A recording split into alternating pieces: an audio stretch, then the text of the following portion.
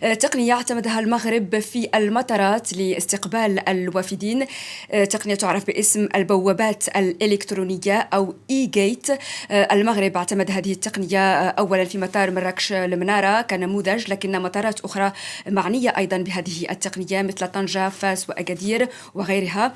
هذه البوابات توفر إمكانية التحكم الآلي كما نشاهد في الصور في إجراءات صعود الركاب على متن الطائرات، إذ تستخدم البيانات البيومترية المخزنة في جوازات السفر أو بطاقات الهوية الحديثة للتحقق من هوية الأشخاص الذين يمرون عبر هذه النقط للتفتيش من دون تدخل بشري.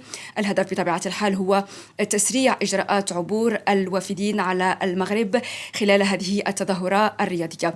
هناك أيضا تقنية أخرى أو المغرب أطلق مركز للتعاون الشرطي الإفريقي، وهو أول مركز من نوعه على مستوى القارة الإفريقية، يعنى بالقيادة والتنسيق وتبادل المعلومات الأمنية المرتبطة بتأمين التظاهرات الرياضية في إطار برنامج يعرف باسم ستاديا يشرف عليه انتربول.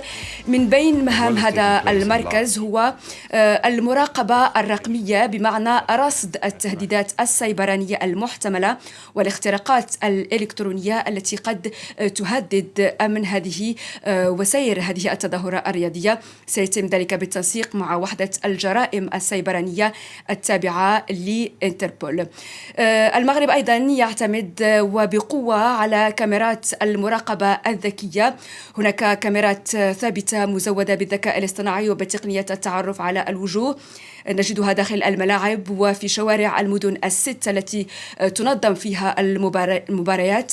لكن وخاصة المغرب يعتمد على ترسانة غير مسبوقة من الكاميرات الذكية المحمولة المتحركة، أكثر من 6000 كاميرا محمولة لتغطية 75 موقعا، والأولوية أعطيت بالنسبة لهذه الكاميرات المحمولة لمحور الرباط الدار البيضاء، مراكش، أكادير وفاس طنجة، وهي إذن المدن التي ستحتضن كأس أفريقيا لكرة القدم.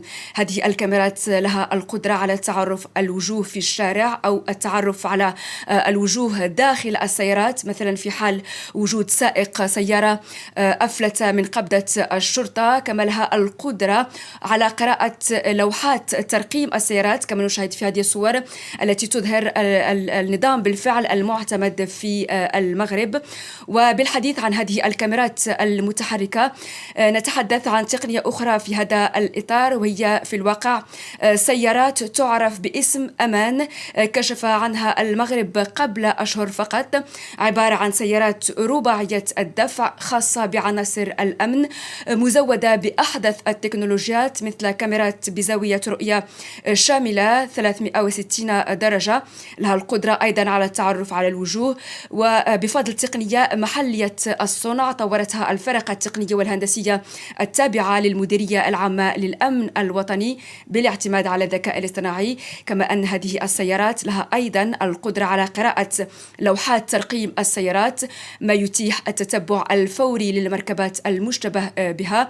كما يمكن لهذه السيارات أن تتحول إلى منصة لإطلاق الطائرات المسيرة نحو وجهة أو مكان معين، إذن ما يوفر إمكانيات متقدمة في المراقبة والتحرك السريع والاستجابة الفورية.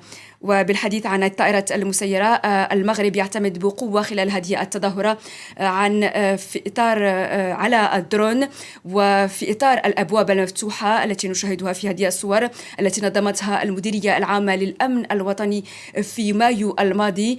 المغرب أو هذه المديرية كشفت عن جناح خاص بهذه الطائرات المسيرة كدليل على الاهتمام المتزايد بهذه التقنيات من قبل وحدات الأمن في المغرب.